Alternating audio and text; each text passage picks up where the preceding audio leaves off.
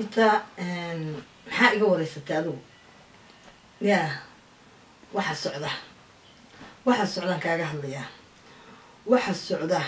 wax la isku umadu ay dareemi karto ma aha sinna hadii u baarto xaqiiq ma ku sheego waxa socda waa wax aan qeyr caadi ahayn gabar walbana way aamusan tahay afkeeda kama hadasho maadaama ay afkeeda ka hadleen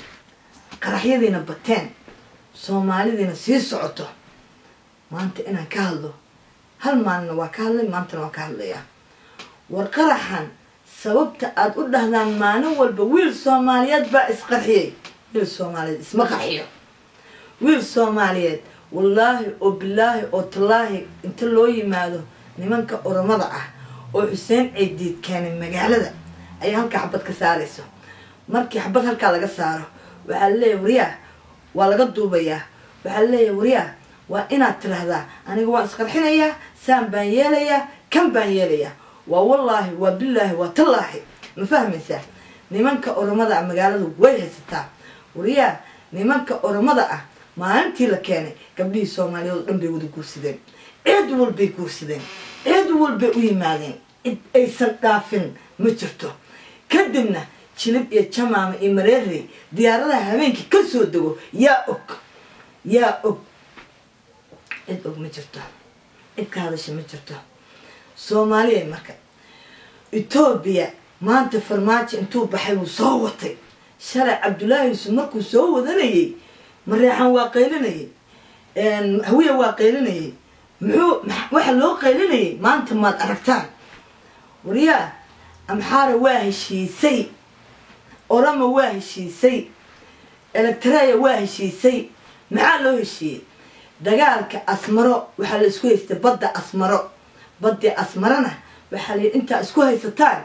baddan la isku haysto Laangaab iyo Laandheere la isku haysto ma la wareegtaan waan ay la wareegayaan gacanteena ku haystaan maanta Hargeysa waxa u yaqaanaan Hargey waa af Oromo hunta idin sheegay anu Oromo waa soo guursatay waan aqaana ma fahmaysaa waan aqaana waxa idin soo hartay marka dado inta ka baxdaan waxan aad ku wareegaysaan nimanka Oromada ah iska dhaxbixiya wallahi baan qarax dambe dhaceen murusada waa ogyahay kana la hawiye asaga u bixiyay murusada asaga u bixiyay kana la hawiye lama dhaho waa Oromo waa OLF waxay ku yimaadeen way ogyihiin waxay ka soo galeen xudur waxay soo mareen Baydhabo waxay ku soo galeen xamar waa tii madaxtooyada la dajiyay maanta gacmaha la isku saaray si ay ula wareegaan badda Soomaaliya marka fakara wiilasha Soomaaliyeed oo aad qabanaysaan hadilina raadka raaca